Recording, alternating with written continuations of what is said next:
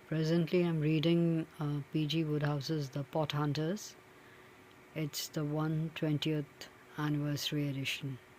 So, reading from the inner jacket, suspicion abounds at St. Austin's School when two silver trophies or pots are stolen from the cricket pavilion. Jim Thompson, a talented sportsman who, due to an unfortunate series of coincidences, could be thought to be the burglar, resolves to clear his name. Featuring a man from Scotland Yard chases through the woods and an exasperated headmaster. Wodehouse's first novel is a paean, that means that is praise to his beloved idyllic late Victorian school days, punctuated by bouts of gentlemanly sport and comic escapades. All the hallmarks of what makes Wodehouse a great comic writer are in evidence here in a spiffing read for Wodehouse aficionados, that is, his fans, and the uninitiated alike. The Pothunters, P.G. Wodehouse. Publishers Hutchinson and Henneman of London, and it is by the Penguin Random House. You have all this copyright here, information, and the ISBN number. The name of the school is the fictional public school, that is St. Austin's in England, and the boarding houses, there are four of them. The students are housed in four different houses there. That is Mayor Wales House. Second is Schoolhouse. Third is Ward's House, and fourth is Prater's house. It is a fun, breezy read. It is light-hearted. It is a boarding school tale with humor and pranks galore. The plot of the Pothunters revolves around the misadventures of a group of schoolboys at the mentioned school, grammar school. The main plot points could be the story introduces Tony, Wayne, Alan, and their friends, showcasing their camaraderie and school life. And the group decides and they make a pot hunting society, and they also have a magazine, the St.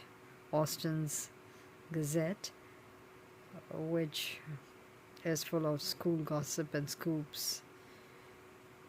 And when you start reading, you come across this boxing match.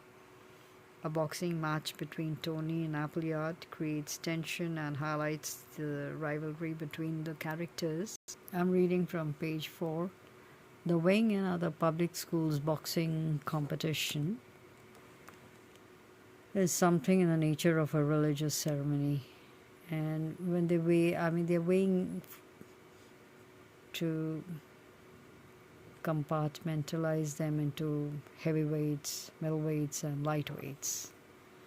Read for yourself, it's so interesting. So I'm going to read from page 123 about the cross-country, inter-house cross-country race. So he writes that it was always fixed for the afternoon after sports day. The course for the race was a difficult one. There were hedges and brooks to be negotiated, and worst of all, ploughed fields. The first ploughed field usually thinned the ranks of the competitors considerably. The distance was about 10 miles. The race started at 3 o'clock. Jim and Welch's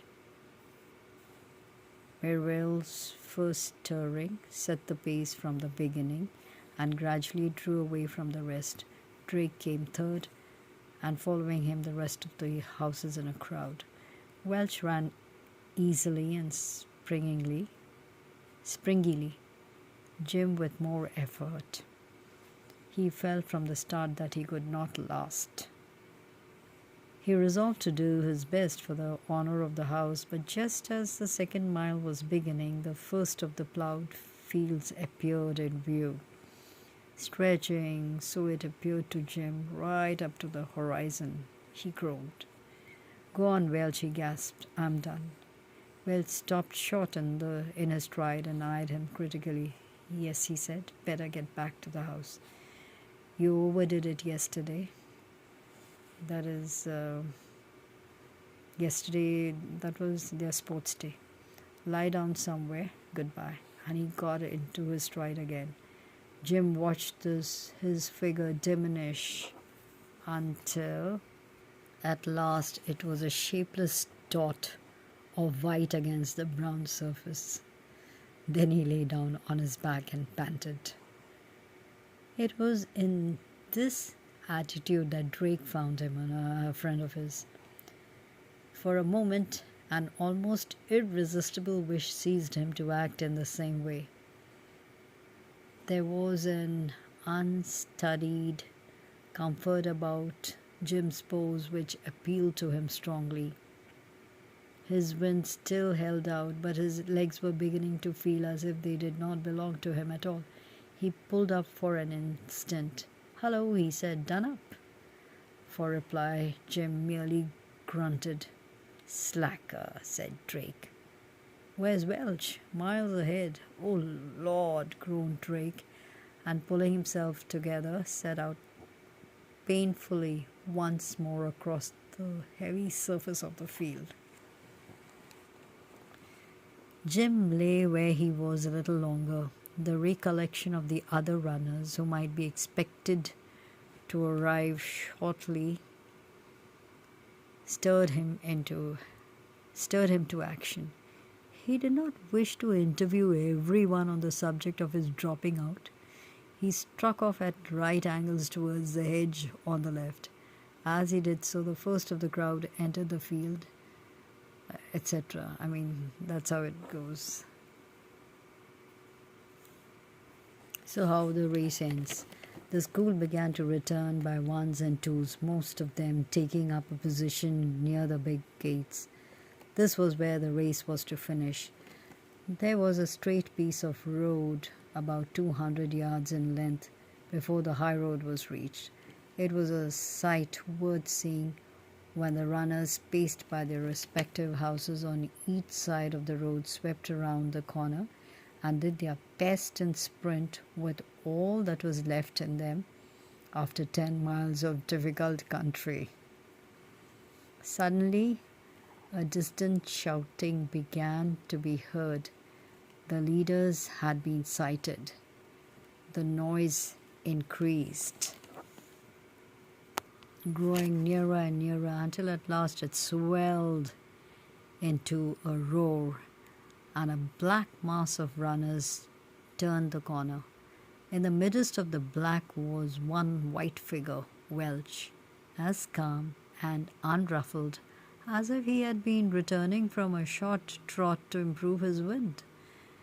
Mervales surged round him in a cheering mob. Welch simply disregarded him. He knew where he wished to begin his sprint, and he would begin it at that spot and no other. The spot he had chosen was well within 100 yards from the gates. When he reached it, he let himself go, and from the uproar, the crowd appeared to be satisfied. A long pause, and still none of the other runners appeared. 5 minutes went by before they began to appear. First Jones of the schoolhouse, and Simpson, who raced every yard of the way and finished in the order named, and then 3 of Philpott's house in a body. The rest dropped in at intervals for the next quarter of an hour. The headmaster always made a point of watching the finish of the cross-country run. So indeed, he was generally one of the last to leave. Really, I mean, the cross-country runs are real fun. I remember Even I had participated in one in my college days. It was great fun. In my NCC days, National Cadet Corps at Panchgani. So back cover you have, it's written witty and effortlessly fluid. His books are laugh out loud funny, writes Arabella Weir. And that's the ISBN for you. As you see, the inner back cover, back jacket, something about P.G. Wodehouse, 1881 to 1975, is widely regarded as the greatest comic writer of the 20th century. Wodehouse wrote more than 70 novels and 200 short stories, creating numerous much-loved characters. The inimitable Jeeves and Wooster, Lord Emsworth and his beloved Empress of Blandings, Mr. Milliner, Uckridge, and Peasmith.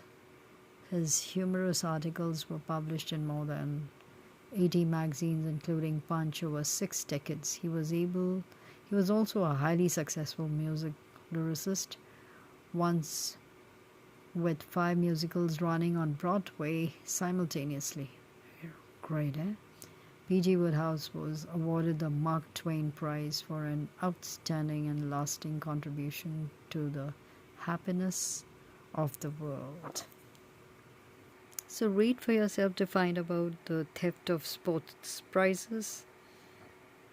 That is these silver cups, as you see the picture of that. They are stolen, 2 of them, leading to an investigation and accusations. And the characters themselves, they